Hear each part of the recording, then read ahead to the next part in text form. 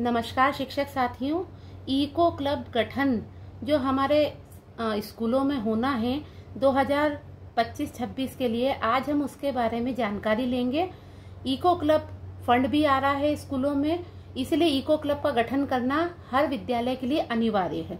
Eco club गठन का register भी बनाना है और रिकॉर्ड संधारित करना है।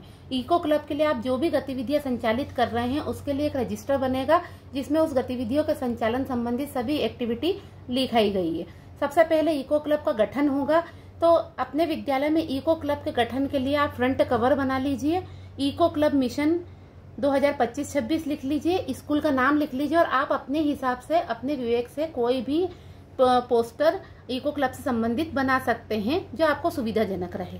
अब हम इको क्लब जो हमारे विद्यालय का पूरे जानकारी है वो लिखेंगे और एक स्लोगन लिख देंगे इको क्लब से संबंधित, जैसे विद्यालय का नाम, डायस कोड, संकुल, जनशिक्षा केंद्र, विकास खंड।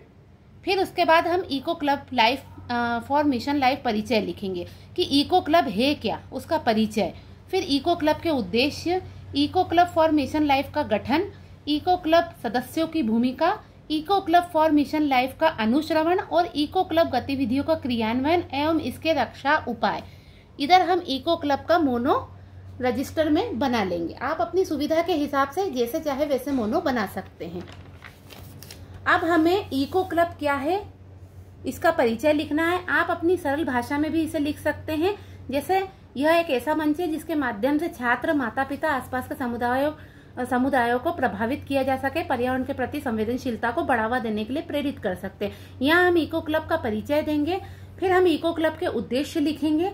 इको क्लब के उद्देश्य में आपको राष्ट्रीय शिक्षा नीति का परिचय देना है और उसके बाद में उसका उद्देश्य लिखना है। ये है उसके उद्देश्य, मुख्य उद्देश्य कि बच्चों में पर्यावरण के प्रति जागरूकता और उनके प्रति संवेदनशीलता का भाव जागृत करना और पर्यावरण गतिविधियों को संचालित करने में बच्चों को जागरूक करना। इसके बाद इको क्लब के उद्देश्य के बाद आप अपने हिसाब से कोई भी स्लोगन और चित्र अपनी सुविधाजनक बना सकते हैं। इसके बाद आएगा इको क्लब का गठन। इको क्लब के गठन में आप प्रत्येक विद्यालय को इको क्लब का गठन करना है। क्लब का नेतृत्व प्रधान अध्यापक, उसके बाद हरित शिक्षक और एक उसका सहायक शिक्षक करेगा। वैसे तो इको क्लब में सभी शिक्षक विद्यालय के सदस्य होंगे और छात्र भी सदस्य होंगे, तब इको क्लब बनेगा। उसके बाद नोडल शिक्षक को हरित शिक्षक का नाम दिया गया है, जो ऑनलाइन एंट्री भी करेगा और सारी जिम्मेदारियों का निर्वहन भी करेगा और सभी साथी शिक्षक उसका सहयोग करेंगे। इसके बाद हरित शिक्षक के साथ एक सहायक नोडल अधिकारी शिक्षक भी होगा जो उसकी सहायता करेगा और सभी शिक्षक उस गतिविधियों को संचालित करेंगे। उसके पश्चात बच्चों में से ही आपको जो बच्चे आपको लगता है कि मॉनिटर हैं या जो बच्चे अच्छे जागरूक हैं, उन्हें कक्षा समन्वयक की भूमिका अदा करनी है।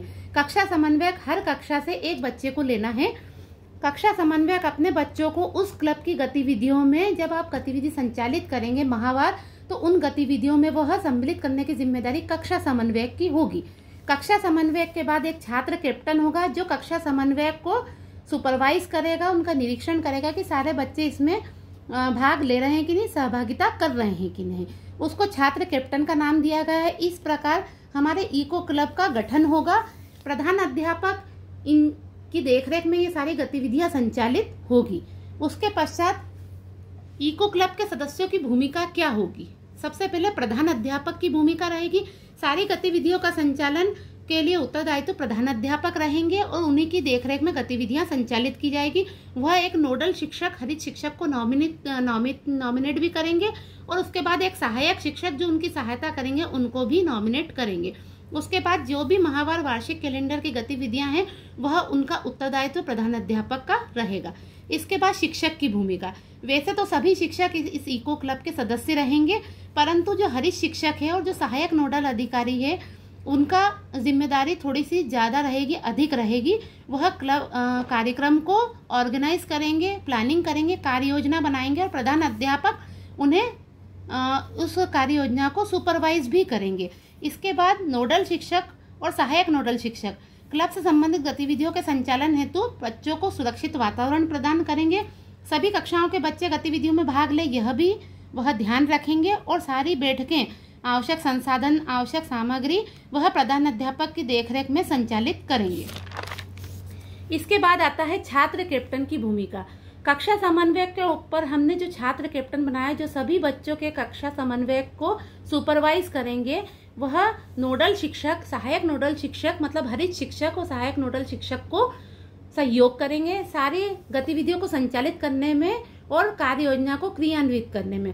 कप्तान अपने बच्चों को व्यवस्थित रूप से गतिविधियों के लिए संचालित करने के लिए उत्तरदायित्व छात्र कैप्टन का ही रहेगा और कक्षा समन्वयक उसी की देखरेख में कार्य करेंगे। नोडल शिक्षक को सारी हेल्प छात्र कैप्टन ही करेंगे। छात्र कैप्टन और कक्षा समन्वयक मिलकर गतिविधियों संचालन की सारी व्यवस्थाओं को की देखरेख करेंगे।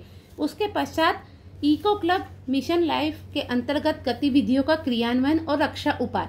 जब आप अपने स्कूल में, विद्यालय में गतिविधियों को संचालित करेंगे तो आपको कुछ सावधानी और इनके क्रियान्वयन से संबंधित कुछ मुख्य बिंदु भी लिखने पड़ेंगे। जैसे क्लब की गतिविधियां शनिवार के दिन अंतिम 1 घंटे में ही आयोजित की जाएगी। क्लब की गतिविधियां प्रारंभ करने के पूर्व विद्यालय द्वारा कार्य योजना तैयार की जाएगी। बिना कार्य योजना के आप कोई गतिविधि संचालित नहीं कर सकते। बच्चों की सुरक्षा के लिए क्लब की गतिविधियों का आयोजन नोडल शिक्षक की देखरेख और मार्गदर्शन में किया जाएगा। जोखिम स्थलों पर इसका संचालन नहीं किया जाएगा और सारी व्यवस्थाएं जैसे प्राथमिक चिकित्सा किट, अग्निशमन यंत्र आदि की उपलब्धता सुनिश्चित की जाएगी। इसके लिए विद्यालय में फंड आ रहा है इको क्लब के नाम से, आप उसी से इस मद में व्यय कर सकते हैं। पोस्टर, बैनर, जो भी आपको आवश्यक सामग्री लगे, स्केच पेन है, बच्चों से संबंधित जो भी सामग्री है वो आप इसी से व्यय कर सकते हैं। इसके बाद है इको क्लब का अनुश्रवण। अनुश्रवण 4 स्तर पे होगा। विद्यालय स्तर पे होगा, फिर जनपद स्तर पे होगा, राज्य स्तर पे होगा और राष्ट्रीय स्तर पर होगा। विद्यालय स्तर पर हम अपने अनुश्रवण की बात करें तो प्रत्येक विद्यालय की एसएमसी द्वारा विद्यालय स्तर पर समय समय पर आयोजित की जाने वाली गतिविधियों की समीक्षा की जाएगी। यह समीक्षा प्रधानाध्यापक, हरीश शिक्षक, सहायक नोडल और स्टाफ शिक्षक करेगा। इसमें प्रधानाध्यापक, उसके बाद नोडल शिक्षक, उसके बाद छात्र कैप्टन और कक्षा समन्वयक। कक्षा समन्वयक हर एक कक्षा से एक बच्चे को लेना है। यहाँ पर आप इको क्लब का गठन लिख सकते हैं। आप अपने हिसाब से सुविधाजनक पोस्टर बना सकते हैं। इसके बाद इको क्लब का गठन औपचारिक रूप से कैसे किया जाएगा? पहले विद्यालय का नाम लिखिए, इको क्लब प्रभारी का नाम लिखिए, हरीश शिक्षक का नाम लिख दीजिए, सहायक नोडल शिक्षक का नाम लिख दीजिए, छात्र कैप्टन का नाम लिख दीजिए, कक्षा समन्वयक कक्षा 1, 2, 3, 4, 5वीं, 6वीं, 7वीं, 8वीं जैसे भी आप बना रहे हैं। इस प्रकार हमारे इको क्लब का गठन पूर्ण होता है। धन्यवाद।